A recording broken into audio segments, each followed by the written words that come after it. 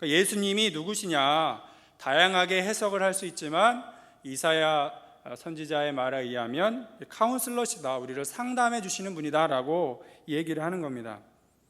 상당히 성경적으로 타당하다라는 얘기 더 하고 싶지만 시간 관계상 이만큼 생략하고요. 다음으로 상담의 핵심인 목표에 대해서 알아보고자 합니다. 우리가 상담을 잘 못 들어봤잖아요. 그래서 기본적인 지식을 아는 게 더 중요하다고 생각이 듭니다. 상담의 핵심으로 목표. 상담에서 목표가 중요한데 그 목표가 뭐냐? 자기 자신을 아는 겁니다. 뭐라고요? 자기 자신을 아는 거. 이게 바로 상담의 목표입니다. 기독교 상담을 포함한 모든 상담의 일관된 목표는 내가 과연 누구냐, 나의 정체성이 뭐냐라고 하는 것을 아는 것입니다. 특별히 기독교 상담은 성도들이 하나님과의 관계 속에서 자아를 발견하게 하고 이를 통해 삶의 선택을 성도답게 하도록 돕는 것이 바로 기독교 상담의 목표다라고 하는 것이죠. 목표에 이어서 상담과 관련하여 하나 더 말씀을 드리고 싶은 것은 일반 상담과 또 기독교 상담 혹은 목회 상담과 차이점이 있다라고 하는 것입니다. 그러니까 세상에서도 상담학을 얘기해요. 상담이 중요하다. 근데 기독교 안에서도 상담을 얘기하거든요. 도대체 기독교 상담학 혹은 목회 상담학과 그 일반 상담의 차이점이 뭐냐? 학술적으로는 기독교 상담과 목회 상담이 또 다르다고 해요. 그런데 여기서는 뭐 학술적으로 얘기할 것은 없으니까 같이 이해하기 쉽게 통칭해서 기독교 상담이라고 하겠습니다. 여하튼 일반 상담과 기독교 상담의 차이점이 뭐냐? 차이점은 먼저 공통점을 얘기하는 게 좋겠네요. 공통점은 상담을 받으러 온 내담자, 그 사람과 상담자가 문제 해결을 위해 대화한다. 대화한다는 점에서는 공통점이 있습니다만 대화한다는 사실 외에는 거의 차이점이 별로 없다라고 하는 것입니다. 상당하다라고 하는 것이죠. 특별히 죄책감 극복에 있어서는 사뭇 다르다라고 볼 수가 있습니다. 하나님 안 믿는 사람도 죄책감을 느끼거든요. 그런데 이 죄책감에 대해서 접근하는 방식이 기독교 상담과 또 일반 상담이 큰 차이를 보이고 있다라는 얘기입니다. 먼저 일반 상담은 내담자가 갖는 죄책감을 자유롭게 하기 위해서 자유를 줘야 되니까 죄책감은 누구나 다 있습니다. 혼자 그렇게 어렵게 고난당하지 마세요 라고 일반화시켜버립니다. 왜냐하면 인간이 기준이다 보니까, 하나님을 모르다 보니까 죄책감에 대해서 일반화시키고 희석화시킵니다. 이에 반해서 기독교 상담은 예수님 안에서, 예수 보혈 안에서 그 허물들이 다 씻겨질 수 있다라고 이야기를 합니다. 이처럼 기독교 상담은 일반 상담과 달리 예수님 신앙을 통해 내적인 문제를 해결하는 그런 특색을 갖고 있습니다. 그러니까 기독교 상담은 문제를 진단하는 데는 상담학을 이용하지만 결정적인 치료에 있어서는 신앙에 의존한다, 예수님의 보혈을 의지한다라는 그런 특징이 있다라고 할 것입니다. 본문에는 예수님이 삭개오를 만나는 장면이 등장합니다. 저처럼 어린 시절부터 교회를 다니신 분들은 삭개오 이야기 많이 들어보셨을 거예요. 그런데 이 본문은 비단 어린이 설교의 단골 메뉴만이 아니라 예수님이 삭개오를 상담한 내용이기도 합니다. 세리장과 부자라는 근사한 백그라운드를 갖고 있지만 낮은 자존감과 죄책감으로 고통받던 삭개오가 예수님을 만난 뒤에 죄책감을 벗어버리는 그러한 이야기다라고 하는 것입니다. 우리는 본문을 통해서 메시지 한 3가지 정도만 한번 확인해 보도록 하겠습니다. 첫 번째로 피상적인 만남이 아니라 친밀한 만남이 중요하다라고 하는 것입니다. 한번 따라해 보실까요? 친밀한 만남이 중요합니다. 피상적인 만남이 아니라 친밀한 만남이 중요하다라는 것이죠. 변화는 피상적인 만남을 통해서는 기도할 수 없다 할 수 있습니다. 형식적이고 상투적인 이야기를 통해서 변화가 일어날 수 없죠. 진실한 변화는 오직 친밀하고 진정성이 담긴 소통을 통해서만 일어납니다. 예수님과 삭개오의 만남도 친밀한 만남까지 나아갔기 때문에 삭개오의 변화는 비로소 가능했다라고 하는 것입니다.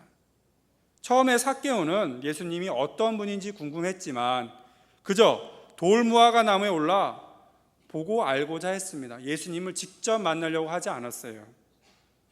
소문이 이스라엘 지역 전역에 퍼졌을 정도로 예수님은 유명한 분이고 무엇보다 자신과 같은 세리의 친구다라는 소문이 삭개오의 귀에 들렸기 때문입니다.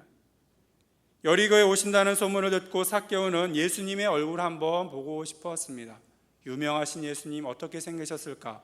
유명하셨는데 죄인들까지도 영접해 주신다더라. 나 같은 죄인도 영접받을 수 있을까? 얼굴이 어떻게 생기셨을까? 궁금했다는 것입니다.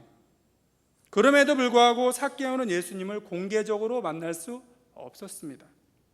왜냐? 만남에 장애물이 있었거든요. 3절 말씀을 보시면 예수님은 수많은 무리들에 둘러싸였으며 슈퍼스타시잖아요. 키 작은 삭개오는 예수님을 볼 수가 없었습니다. 무리들과 삭개오의 작은 키가 예수님과의 만남을 방해했다라고 하는 것입니다. 또한 본문 바로 앞인 18장 35절 이하의 맹인 거지처럼 예수님 저를 고쳐주십시오라고 소리를 지를 수도 없었어요. 왜냐하면 2절 말씀에 의하면 그는 당시 죄인 중에 으뜸이라고 손꼽히는 세리장이었기 때문입니다. 공개적으로 예수님 저를 고쳐주십시오, 저를 만나주십시오, 저를 싸매 주십시오라고 외칠 수가 없었어요. 죄인 신분이다 보니까. 삭개오는 남 부끄러워 주님께 도와달라는 소리도 못 내는 그러한 세리였다라고 하는 것입니다. 세리장이고 권력이 있죠. 부자, 엄청난 부자였을 거예요. 여리고라는 도시는 이스라엘에서 대단히 발달이 된 기술과 또한 문명이 발달한 도시니까 거기서 부자였으니까 정말 대단한 부자였을 것입니다. 그러나 삭개오는 공개적으로 도움을 청하지 못할 정도로 예수님을 보려면 그냥 나무 위에 올라가야 되는 우스꽝스러운 모습으로 예수님을 만나야 하는 소외된 자였다라고 하는 것입니다. 그는 돈과 권력에 있어서는 막강했으나 사회적으로는 볼품이었고 무시를 당하는 사람입니다. 우리나라에도 그런 사람이 있을 수 있죠. 조직폭력배. 남의 돈을 강탈해서 돈은 벌어요. 그런데 사회적으로 무시를 당하는 사람. 아마 우리나라의 조직폭력배처럼 그도 소외감을 느꼈을 것입니다. 세리는 그런 사람이죠. 삭개오는 키만 작은 게 아니라 실제로도 이스라엘 사회에서 하찮은 사람이었다라고 할 수가 있습니다. 5절에서 예수님이 우선적으로 삭개오의 이름을 부르시지 않았다면 예수님과 삭개오 사이에 어떠한 소통도 없었을 것입니다. 왜냐하면 무리들은 삭개오가 나무에 올라간 것을 못 봤을 것이며 삭개오도 자신에게 다가온 예수님을 그냥 조용히 쳐다보는 것에 만족을 했을 것이기 때문입니다. 이처럼 예수님과 삭개오의 만남은 그저 피상적인 만남에 머무를 수밖에 없었을 것입니다.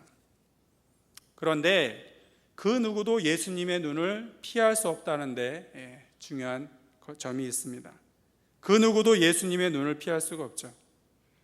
예수님은 사람들의 은밀한 일들을 소름 끼칠 정도로 잘 아시는 분입니다. 내가 숨겼는데 어떻게 내 마음을 아시지? 예수님이니까 아시죠. 예수님의 생애를 연구한 학자들은 한결같이 예수님이 소통의 달인, 상담의 달인이라고 결론을 짓는데 가식을 뚫고 그 사람이 치고 있는 그런 이제 갑옷이 있잖아요. 다 뚫어버리고 심중의 진짜 문제들을 드러내시기 때문에 사람들은 예수님 앞에서 쩔쩔맸습니다. 본문에서도 예수님은 삭개오가 자신을 드러내기 전에 이미 삭개오의 이름을 아시고 그의 심중까지 다 알고 계십니다. 예수님은 삭개오에게 표면적인 만남이 아니라 이제 심층적인 만남을 요구하십니다. 스치는 관계가 아니라 친밀한 관계를 요구하시죠. 그리하여 예수님은 일반인의 눈에 보기에는 좀 의아한 그런 요청을 하시는데 5절을 보시기 바랍니다. 5절. 예수께서 그곳에 이르사 쳐다보시고 이르시되, 삭개오를 보시는 거죠. 삭개오야 속히 내려오라. 내가 오늘 네 집에 유하여야 하겠다 하시니. 그러니까 일반적으로 다른 사람의 집에 가서 하룻밤 머물겠다 이렇게 얘기하는 것은 실례입니다. 그렇죠? 에티켓에서 벗어나는 일이죠. 상대방이 간곡한 말로 요구한 후에 그것을 수락하면 모를까. 본인이 먼저 그 얘기를 꺼낸다는 것은 다 아시다시피 실례입니다. 실례. 그래서 예수님도 마태, 마가, 누가, 요한 사복음서 가운데 이렇게 본인이 먼저 요구하신 것은 본문이 유일합니다. 예수님이 굉장히 에티켓이 바르신 분이거든요. 근데 이 본문에서는 이렇게 하셨다라고 하는 것입니다. 그러나 당시 이스라엘은 지위가 높은 분을 자신의 집에 초청하는 것을 커다란 영광과 특권으로 간주하였습니다. 지금 우리 현대 사회를 사는 사람들과 당시 이스라엘 사람들은 차이가 있다라고 하는 것이에요.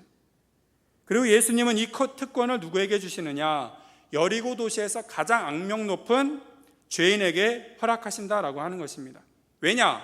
다른 이유가 아니라 삭개오와 친밀한 관계를 맺기 위해서입니다. 아시겠지만 누구의 집에 찾아간다, 그리고 심지어 그 집에서 하루를 유한다라고 하면 굉장히 친밀한 관계를 맺는 거잖아요. 그런 이유 때문에 친밀한 관계를 맺기 위해서 주님은 그의 집에 가자고 요청을 하신 것입니다. 무리들은 세리에게 구원받을 가능성이 있을 것이라고는 상상조차 할 수 없었습니다. 그래서 7절에서 무사람들은 예수님이 죄인의 집에 들어갔다고 수군거립니다. 왜 수군거리는 거예요? 예수님이 좀 이상한 일을 하신다라고 하는 것입니다. 예수님이 삭개오의 집에 들어가 식사하신다는 것은 예수님이 삭개오에 대해서 공개적은 아니지만 무언의 지지를 보낸다는 뜻이기 때문입니다. 예수님이 참 위대하시고 선하시고 영광스러우신 분인데 그런 분이 세리의 집에 가서 식사를 하신다. 그러면 예수님이 삭개오를 지지한다라고 하는 것입니다. 그러나 하나님의 나라 자체인 예수님이 삭개오에게 친밀하게 접근하고 또 삭개오는 두 발을 벌려 하나님의 나라 자체이신 예수님을 안아서 삭개오는 새로운 삶을, 변화된 삶을 얻는다라고 하는 것입니다. 예수님의 친밀함이 그를 변화시켰다라고 하는 것이죠. 우리도 예수님을 만나야 합니다. 예배 가운데 계신 주님, 기도 가운데 계신 주님, 삶에서 말씀하시는 예수님을 만나야 합니다. 그런데 수박 겉핥기 식으로, 상투적으로, 또 형식적으로 만나서는 안 되죠. 멀리 떨어져서 바라보는 것만으로는 주님이 원하시는 것에 도달하지 못한다라고 하는 것입니다. 그렇게 해서는 새로운 변화가 나타날 수 없다라고 하는 것이에요. 그러나 우리는 예수님을 친밀하고도 심층적으로 만나야 합니다. 나의 깊숙한 것까지 주님께 보여드려야 합니다. 그리고 주님이 오시도록 개방을 해야 되죠. 그럴 때야 비로소 내 삶이 주님이 원하시는 삶으로 변화가 됩니다. 지금 내게 무언가 결핍되어졌다고 느껴지고 또 나에게 뭔가 부족한 게 있다라고 느껴지면 우리는 하나님의 가르침을 받아야 합니다. 하나님의 교훈과 하나님의 상담을 받아야 되죠. 하나님은 우리의 모사, 우리의 카운슬러가 되시기 때문입니다. 도대체 내게 무엇이 결핍되어서 지금 이렇게 내가 불안한가, 이렇게 답답한가 주님께 아뢰어야 합니다. 그럴 때 주님은 나에게 치료를 주신다라고 하는 것이죠. 내 안에 모든 것을 주님께 보여드려야 합니다. 가식이 없어야 합니다. 왜냐하면 주님을 속일 수 있는 사람은 단 한 명도 없기 때문이죠. 그리고 이제는 주님의 찾아오심을 거부하거나 두려워할 필요도 없습니다. 주님이 우리에게 오신다. 그럼 내가 파괴되거나 무너지는 게 아니라 내가 새롭게 되기 때문입니다. 주님은 우리를 행복으로 초대하는 분이시다라고 하는 것이죠. 주님께 삶을 의탁하면 주님은 우리에게 삭개오가 느꼈던 것 같은 행복과 자유를 주신다라고 하는 것입니다. 주님을 깊게 체험할 때 그렇게 될 것입니다. 이러한 복을 누리시는 모든 성도님 되시기를 주님의 이름으로 축원합니다. 두 번째 메시지는 예수님의 사랑은 삭개오의 자책감을 무력화시킨다라고 하는 것이죠. 삭개오의 자책감이 어떻게 무너지게 됐느냐? 예수님의 사랑 때문이다라고 하는 겁니다. 본문에서 예수님은 죄책감에 시달리는 삭개오를 해방시키십니다. 그런데 무언가 조건이 맞아서 상황에 대해서 삭개오를 자유롭게 하신 것이 아닙니다. 오히려 예수님은 무조건적인 사랑으로 삭개오의 죄책감을 제거하십니다. 본문 8절에서 삭개오는 예수님을 가리켜 주님이라고 부르는데 주님은 잘 아시다시피 자유를 허락하시는 분입니다. 고린도후서 3장 17절은 주님의 영이 계신 곳에는 자유함이 있습니다 라고 얘기합니다. 주님은 우리에게 자유를 주시는 분이죠. 주님은 우리를 진실로 자유롭게 하시는 분입니다. 주님 우리를 죄책감으로부터 모든 얽매이기 쉬운 것으로부터 해방시키는 분이시다라고 하는 것이죠. 삭개오에게는 죄책감으로부터 해방되는 일이 무엇보다 중요하였습니다. 그러나 그는 이를 위해서 무엇 하나 할 수가 없었습니다. 왜냐하면 그에게는 그런 힘이 없기 때문이죠. 그는 그저 누가 이 죄책감의 짐을 자신에게서 벗겨주기만을, 해방시켜 줄까만을 고민하였습니다. 아마도 그가 예수님을 만나지 못했더라면 평생토록 자신의 죄책감에서 벗어나지 못했을 것입니다. 제가 이제 전도신방을 일주일에 한 번 정도 합니다. 보통 이제 평균적으로 한 번 정도 합니다.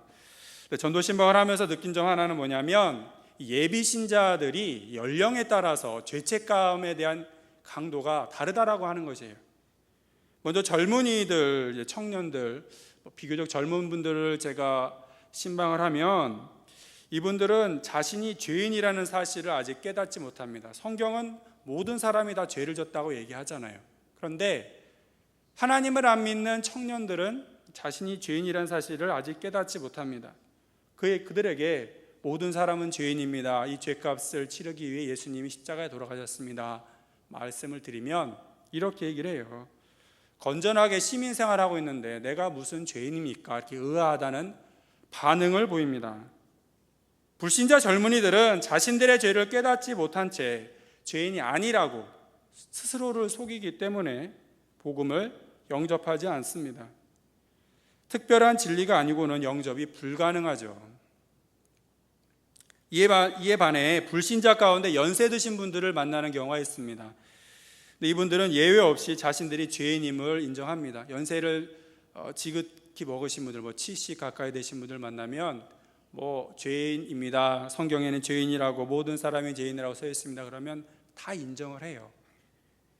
연세 드신 분들은 나름의 죄책감을 모두 다 갖고 있습니다. 그런 점에서 그분들에게 복음을 전하는 것은 더 쉽습니다. 예수님이 그 죄를 용서해 주신다고 선포하기는 더 쉽습니다. 들을 귀가 있기 때문이죠. 그런데 이분들에게도 문제가 있어요.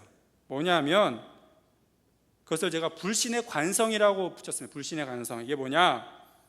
연세가 들어서 지금까지 예수님 안 믿었는데 이제 와서 무슨 예수님을 믿겠느냐, 무슨 낯으로 다시 예수님을 믿고 내가 기독교인이 되겠느냐라고 하는 것입니다. 복음 영접하기에 내가 이미 너무 멀리 왔다, 건너지 못할 강을 건넜다, 그런 얘기 있잖아요. 그렇게 됐다라고 얘기를 하는 것입니다. 이들은 모든 죄에서 해방시키는 복음의 능력을 무시하여 구원을 받지 못한다라고 하는 것입니다. 그렇지 않죠. 복음에는 능력이 있고 예수 십자가 보혈이 이기지 못하는 죄책감은 전혀 없다라고 하는 것입니다. 삭개오를 보십시오. 그 누구도 삭개오가 구원받을 것이라고 상상도 못했습니다. 그러나 삭개오도 예수님의 사랑으로 용서받고 구원받았습니다. 예수님의 사랑이 세리 삭개오를 구원시켰다라고 하는 것이죠. 죄인이 의인이 되기 위해서는 의인이 죄인이 되어야 합니다. 이것이 대속의 원리고 또 십자가 사건입니다. 의원이 병자를 위해 존재하듯이 예수님은 죄인을 치료하시기 위해 이 땅에 오셨습니다. 10절 말씀을 보시면 인자가 온 것은 잃어버린 자를 찾아 구원하려 함이니라. 예수님은 잃어버린 자, 소외된 자, 죄책감에 시달리는 자를 해방시키는 분이다라고 하는 것입니다. 예수님은 죄인들을 죄로부터 해방시키기 위해 그들과 만나십니다. 근데 본문을 보면 참 재미있는 게 있어요. 놀라운 게 뭐냐면 삭개오가 회개에 대한 고백을 단 한마디도 하지 않습니다. 또한 예수님을 구주로 믿겠다는 고백도 하지도 않아요. 그런데도 예수님은 삭개오를 향해 무조건적인 용서와 구원을 먼저 선포합니다. 예수님, 제가 잘못했습니다. 제가 예수님을 구주로 고백하겠습니다 라는 말이 있기도 전에 예수님은 그에게 용서를 선포하십니다. 그럼으로써 예수님은 구원이 하나님의 무조건적인 은혜의 사건이고 죄 용서 또한 무조건적인 예수님의 사랑의 결과임을 보여주십니다. 이것은 다음을 의미하죠. 즉 예수님이 조건 없이 영접한 모든 사람들 가운데 나중에 변화되지 않는 사람은 없다라고 하는 것입니다. 예수님이 조건 없이 죄인들을 영접하십니다. 그러면 그 죄인들은 다 변화를 받는다라고 하는 것이에요. 주님이 먼저 손을 내민 자들은 모두 주님의 사랑에 의해서 틀림없이 변화를 받습니다. 누가복음 5장은 세리마태와 다른 세인들의 변화를 얘기합니다. 7장에서는 죄 많은 여인이 변화된 것을 얘기하고 8장에서는 군대 귀신 들렸던 청년이 변화되는 이야기를 하고 있습니다. 이처럼 주님의 사랑은 결코 실패하지 않습니다. Unfailing love. 주님의 사랑이 뭐냐? 결코 실패하지 않는 사랑이다라고 하는 것이죠. 주님의 사랑은 언제나 그리고 영원토록 승리합니다. 주님의 사랑은 우리의 물질적이고 심리적인 모든 문제를 해결하십니다. 만병통치약이죠. 그러므로 수고하고 무거운 짐진 자는 자신의 짐을 주님 앞에 내려놓기만 하면 됩니다. 그러면 자유함을 얻을 것이기 때문이죠. 이렇게 주님의 사랑을 신뢰하여 죄책감으로부터 모든 얽매이기 쉬운 죄로부터 자유함을 얻는 모든 성도님 되시기를 주님의 이름으로 축원합니다. 세 번째 메시지입니다. 세 번째는 예수님을 만난 뒤에 삭개오는 자신의 상한 정체감을 회복한다라고 하는 것입니다. 앞서 말씀드린 바와 같이 상담의 목표가 자기 이해라고 말씀을 드렸어요. 상담의 목표는 내담자 자신이 과연 누구인지 알게 하고 자기 정체성을 파악한 뒤에는 삶의 선택들 가운데 어떻게 행동할지 돕는 것입니다. 삭개오는 예수님과의 상담을 통해 내가 과연 누구인지 알게 되었고 또 그로 인해서 자기가 무엇을 해야 할지도 깨닫게 됩니다. 예수님은 삭개오의 상한 정체성을 회복시키는 분이다라고 하는 것이죠. 사람들에게 삭개오는 죄인이라는 지탄을 받습니다. 7절에서는 바리새인들 뿐만 아니라 일반인들에게조차 죄인이라고 낙인을 찍힘받습니다. 그도 그럴 것이 삭개오는 세리장이기 때문이죠. 그러나 예수님은 그러한 평가에 대해서 아랑곳하지 않고 9절에서 다음과 같이 선언하십니다. 우리 한번 9절 같이 읽어보겠습니다. 9절 시작. 예수께서 이르시되 오늘 구원이 이 집에 이르렀으니 이 사람도 아브라함의 자손이미로다. 아멘. 주님은 삭개오를 가리켜서 죄인이 아니라 아브라함의 자손이라고 선언하십니다. 그러므로 삭개오의 깨어진 자존감을 치료하고 회복시키십니다. 너 죄인 아니야. 너 세리장, 다른 사람이 지탄하는 그런 사람 아니야. 너는 우선적으로 아브라함의 자손이야 라고 예수님은 이야기를 하십니다. 과거 삭개오의 삶에는 만족도 없었고 자존감도 없었습니다. 그는 얼마나 자신이 소중한 존재인지 몰랐습니다. 그저 돈으로 상대를 무시하고 업신여기는 것이 그의 유일한 복수였습니다. 그런 그가 예수님의 사랑과 구원에 대한 선포로 인해 깨진 자아를 회복합니다. 이것이 예수님과 삭개오 사이의 상담이 맺은 결론입니다. 이 사람도 아브라함의 자손이미로다. 삭개오라는 이름의 뿌리가 되는 히브리어는 깨끗하다, 무죄하다라는 뜻을 가집니다. 그 이스라엘 사람들은 그 이름에 정체성이 참 잘 담겨 있거든요. 근데 이 삭개오라는 이름은 원래 깨끗하다, 무죄하다, 정결하다 그런 뜻을 갖고 있습니다. 그런데 원래 이름 뜻과는 달리 삭개오는 남의 재산을 강탈하고 또 정해진 액수보다 더 많이 세금을 걷어들인 세리장으로 지냈습니다. 그러나 예수님을 만나 변화된 이후에 그는 자신의 이름대로 무죄한 자, 깨끗한 자가 되었다라고 하는 것입니다. 자신의 이름처럼 삭개오는 예수님을 만나 정결한 하나님의 백성으로 회복이 되었습니다. 삭개오는 단순히 외형적으로만 바뀐 게 아니라 내부적으로도 바뀌었습니다. 삭개오가 하나님의 백성이라는 신분을 회복받았기 때문입니다. 다시 구원받아 하나님의 자녀가 되었습니다. 그리고 이제 삭개오는 변화된 자신의 신분에 맞는 그러한 증거를 8절에서 다음과 같이 선언합니다. 삭개오가 서서 주께 여짜오되 주여 보시옵소서 내 소유의 절반을 가난한 자들에게 주겠사오며 만일 누구의 것을 속여 빼앗은 일이 있으면 네 갑절이나 갚겠나이다. 여기서 그가 소유의 절반을 가난한 자들에게 내놓겠다는 선언은 자발적인 선언입니다. 시키지 않은 그러나 자발적인 선언이죠. 은혜 받은 자가 맺는 내적 변화의 열매입니다. 이 선언은 자신이 그러면 나머지 절반 재산을 차지하겠다 그런 것은 아니고 나머지 절반의 재산도 말씀처럼 자신이 과거에 저지른 잘못을 보상하는 데 쓰겠다는 선언이다라고 하는 것입니다. 구체적으로 삭개오는 속여 빼앗은 일이 있다면 네 갑절이나 갚겠다고 선언하는데, 이것은 당시 관습상으로도 대단히 후한 보상입니다. 은혜 받았으니까 아주 기꺼이 넓은 마음으로 회개하겠다라고 하는 것이죠. 예수님을 만나 변화된 삭개오는 재산을 상당 부분 잃게 됩니다. 엄청난 재산이 있었지만 절반을 가난한 사람한테 주고 나머지도 보상하겠다. 그러니까 많은 재산을 잃잖아요. 그러나 그는 사실 재산이 자신에게 짐이었음을 이제서야 확인하게 됩니다. 그리고 그는 재산을 잃는 대신에 하나님의 백성이라는 회복의 기쁨을 얻습니다. 구원의 감사를 누릴 수 있게 됩니다. 그리고 전승에 의하면 삭개오가 어떤 사람이 되느냐? 베드로 사도에 의해서 가이사랴의 감독에 임명되어 자신의 사명을 충실하게 잘 감당하였다고 합니다. 하나님의 백성은 하나님을 잘 알아야 됩니다. 그래야 구원을 받습니다. 그러나 동시에 하나님을 아는 것만큼 자신을 아는 것도 대단히 중요하다 할 수 있습니다. 자신의 삶의 방향이 무엇인지 알고 그로 인해 행복할 수 있는 유일한 길은 주님을 만나는 것이기 때문이죠. 주님을 만나 주님의 사랑도 체험하고 그 사랑에 의해 내가 누군지 아는 자는 진실로 행복하다라고 하는 것입니다. 디트리 보네퍼의 유명한 시로 나는 무엇이 있습니다. 나는 무엇. 보네퍼는 제2차 세계대전 당시 독일 나치 정권에 의해서 투옥되고 마지막에 순교한 그런 목사님이죠. 우린 투옥 중에 기록된 다음 시를 통해서 그 누구보다 나를 잘 아는 하나님을 배울 수 있습니다.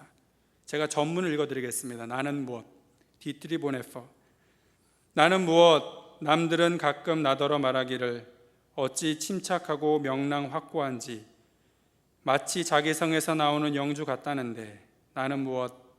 남들은 가끔 나더러 말하기를 감시원과 말하는 나의 모습이 어찌나 자유롭고 친절 분명한지 마치 내가 그들의 상정 같다는데, 나는 무엇. 남들은 또 나에게 말하기를 불행한 하루를 지내는 나의 모습이 어찌 평온하며 웃으며 당당한지 마치 승리만을 아는 투사 같다는데, 남의 말에 내가 참나냐 아니면 나 스스로 아는 내가 참나냐. 세상에 든 새처럼 불안하고 그립고 약한 나, 목을 졸린 사람처럼 살고 싶어 몸부림치는 나, 새싹과 꽃과 새소리에 줄이고 좋은 말 따뜻한 말동무에 목말라 하고 방종과 사소한 굴욕에도 떨며 참지 못하고 석방의 날을 안타깝게 기다리다 지친 나, 친구의 신변을 염려하다 지쳤다. 이제는 기도에도 생각과 일에도 지쳐 공허하게 된 나, 이별에도 지쳤다. 이것이 내가 아닌가? 나는 무엇? 이 둘 중에 어느 것이 나냐? 오늘은 이 사람이고 내일은 저 사람인가? 이들이 동시에 나냐? 불쌍하고 약한 난가? 이미 결정된 승리 앞에서 무질서에 떠는 패잔병에 비교할 것인가? 나는 무엇? 이 적막한 물음은 나를 끝없이 희롱한다. 제가 누구이든 나를 아는 이는 오직 당신뿐. 나는 당신의 것이에다. 오 하나님. 그렇습니다. 보네퍼의 시가 말하듯 하나님만이 나를 정확히 아십니다. 주님이 나를 아신다라고 하는 것이죠. 말씀을 정리하겠습니다. 삭개오는 주님과 친밀하고 심층적인 만남을 통해서 죄인에서 의인으로 변화를 받습니다. 주님이 삭개오의 고민인 죄책감을 해방시켜 주셨기 때문이죠. 주님을 만난 뒤에 삭개오는 하나님의 백성이라는 자기 정체성, 신앙 정체성을 다시금 회복합니다. 우리도 주님을 깊이 만나야겠습니다. 형식적으로 만나면 안 돼요. 주님을 깊이 만나야 합니다. 과거의 만남만을 자랑하지 말고 다시금 친밀한 주님을 만나야 합니다. 이곳에 계신 분들, 적어도 수요 예배 나오신 분들은 아마 평균 이상의 신앙을 가지신 분들일 거예요. 그래서 과거에 하나님과의 깊은 만남이 있다 이렇게 간증하실 분들이 많습니다. 그러나 과거만을 자랑하지 말고 다시금 주님과 친밀한 만남을 가져야 합니다. 그럴 때에야 비로소 주님은 우리의 당면 과제들로부터 나를 해방시켜 주시길 것이기 때문입니다. 사랑의 주님이 추천하는 만남에 응답하는 우리는 모든 죄짐, 모든 물질적이고 심리적인 문제들에서 해방을 받을 것입니다. 그리고 주님 안에 있는 내 자신을 발견함으로써 열등감과 우월감 속에서 방황하는 내가 아니라 하나님 안에 있는 나, 하나님의 자녀, 주님의 제자라는 신앙 정체성을 다시금 깨달음으로써 안식과 평안 그리고 사명을 다시 받을 것입니다. 이러한 복을 누리시는 모든 성도님 되시기를 주님의 이름으로 축원합니다. 다 함께 기도하겠습니다.